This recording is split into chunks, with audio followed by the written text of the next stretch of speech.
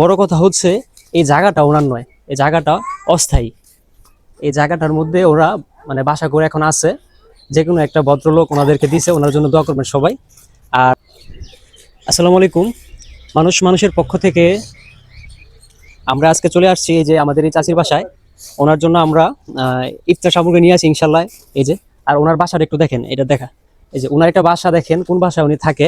আর সবচেয়ে বড় কথা হচ্ছে এই জায়গাটা ওনার নয়, এই জায়গাটা অস্থায়ী। এই জায়গাটার মধ্যে ওরা বাসা করে এখন আছে। যে কোনো একটা ভদ্রলোক ওনাদেরকে দিছে, ওনার জন্য দোয়া করবেন সবাই।